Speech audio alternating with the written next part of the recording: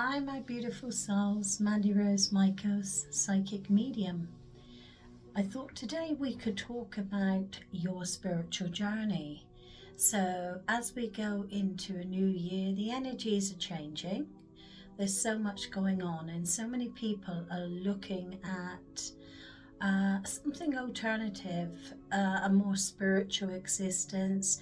They want their lives to have a little bit more meaning. So I've sat with my spirit team, and when I say my spirit team, they're my inspirers and helpers, and you've all got inspirers and helpers. Some people might think it's their guardian angel or their nan, or it's somebody who's been important and watched over that person whilst they've been here in the physical world, so automatically they presume they will always watch over them, which they do. But you also have a team that is not necessarily family members, different spirits that have had different existences, and so they've learned different life lessons, they've got different knowledge to share, and they're there like a support network.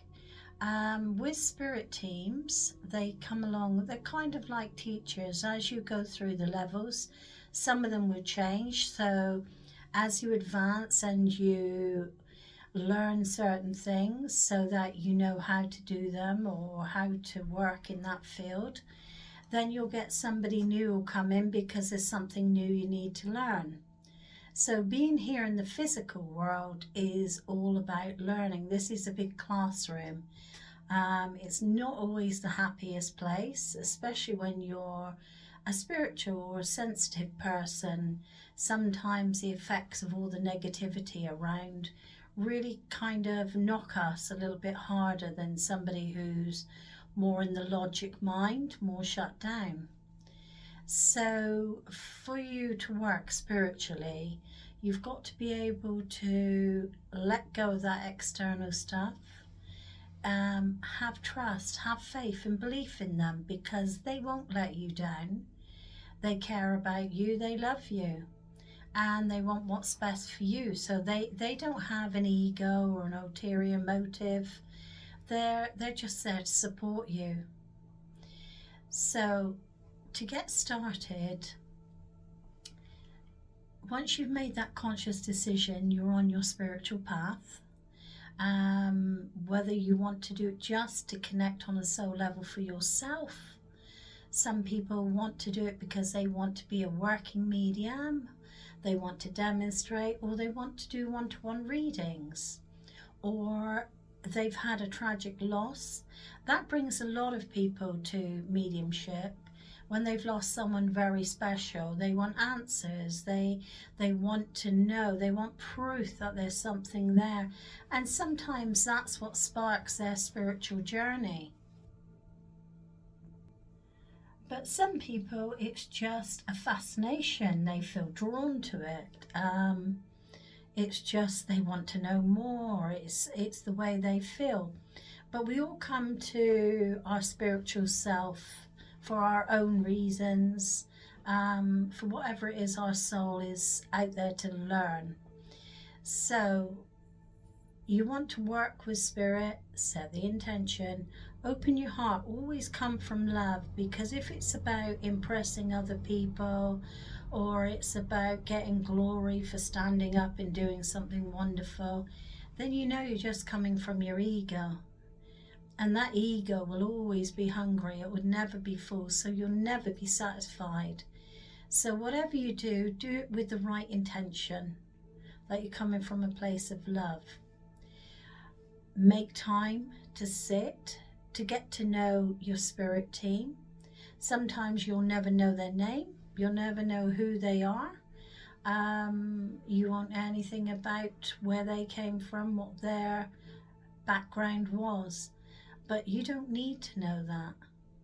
All you need is to trust that they are there and they are working with you. And the ones that are meant to be known to you more will be. They will come forward. So, talking about spirit teams, or inspirers or helpers. My lot don't so much like to be called guides. Once they said to me, I'm not a tourist guide, I don't show you around. So they inspire me. So they're my inspirers and helpers, my team. I'm part of their team. You know, never forget, you work for Spirit. It's not them working for you. You're not the puppet master and you demand they do this, they do that. It's not about that. It's about asking them what they need from you, how you can help them to bring their voice and their message for love, comfort, healing, closure, whatever it is that is needed. Spirit always know what is needed. Sometimes our mind can come into it, so we need to learn to get the monkey mind out the way. So whatever you're doing it from Spirit. And don't think I wasn't born into a spiritual family. I haven't got a certain birthmark. The list goes on of different things that people think you have to be able to be a medium. You, my darling, are a soul within a physical body. The spirit world are souls that no longer have physical bodies. They're disincarnate, you're incarnate. That's the only difference. As I can communicate with you here, why can't you communicate with someone who doesn't have a spirit body? Well, a physical body, should I say. They've got a spirit body, we all have. But what I want to say is they are still an intelligence, they are still a knowledge, they still exist. We do not cease to exist. We are eternal. So, you know, we can be reborn. This is what I've been taught. We can come back. Some people believe in past lives and things. So you want to come, you want to learn more experiences. That's great. But whatever it is your belief, just know there is somewhere beautiful that you go to, that you're welcomed with love. You're not judged, but you learn to acknowledge and accept the things that maybe you did that weren't so good. And you can ask for forgiveness for those things. You know, some people, they don't want to feel remorseful for their actions. So they stay in a certain place within the spirit world where they can get help to recognize certain things. So, you know, don't think I'm going to go to the spirit world when it's my time and all the bad people are all going to be there and it's going to be awful.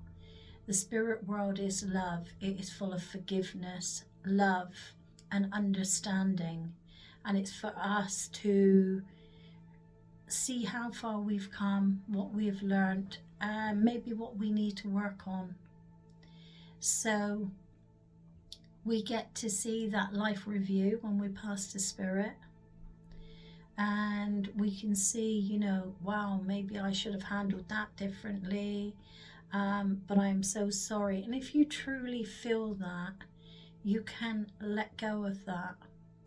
And if you've done some really bad things, maybe you need to find forgiveness from someone still here in the physical world. And if that's the case, then that's where the mediums come in. That's where connecting with spirit, bringing through that voice where maybe somebody is closed down to that vibration to be able to pick up and to know what spirit want to say. Doesn't mean you've got to accept what they say. If you're someone who's been hurt by spirit, you do not need to accept that. And you can say, I don't want to connect with that person. So there's a lot of things that come into it. But to get you started, what I would say is set aside a set time. If you can do it each day, half an hour or something, to sit for spirit. Allow them to know, keep your appointment. Don't say, yeah, I'm going to sit, and then don't bother. Because even though they don't have time like we do, It is the intention behind it. So when you want to work with them, why should they step forward? If you're going to let them down, they don't have to. They're not like forced to come forward. They have their own free will, the same as we do. So be respectful, make that time, sit with them in the silence. Don't have any expectations. So many people come along and they're like, right, I sat, they didn't come, they didn't talk, I asked them this, I asked them that. Don't keep firing questions at them. Sit with them, give them your time. And even if you sit week after week, day after day, or whatever for them, just know that you're building that bond. You're putting in the layers. It's like an onion. There's many, many layers. And you want the whole thing, not a little part of it. So put in the groundwork. Sit with them. I like to light a candle. I love candles. If you're in a place where you can light candles, you may want to light incense so that you make a space which feels safe and comfortable and relaxed for you. Phones are turned off, no TV. If you want a bit of music, I always say choose something without words, so your head's not la la la la la following the words of the song and wait for the next lyrics that you remember. It's about just allowing it. And classical music's fantastic for meditation or sitting in the power, because you can listen to one note, one instrument, should I say. Follow that instrument, and as you do, it's just taking your mind into a whole different place. It's disconnecting from all the physical things and all the things that you have to stay in the logic mind for, so that you can just have that time out. It's your time out, like downtime. And you sit with them, and before you know it, they will start influencing your mind. Some people like to say a prayer as well. That's another one. It doesn't matter whether you believe in God or not. That is your choice. But just send out to the universe, Divine Spirit, please, I ask you, I sit.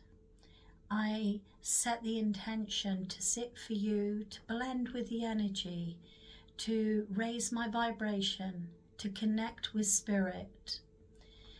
And as you do that and you set that, and you can tell them everything I do comes from my heart and a place of love. And just sit there, and don't be like struggling to listen for a voice. Just learn to be still, be in that moment. And as Silver Birch said, the activity of our world here, the physical, is the silence of theirs.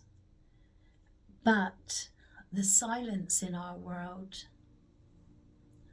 there you go, get it? So be still, be quiet, and that's how you will hear.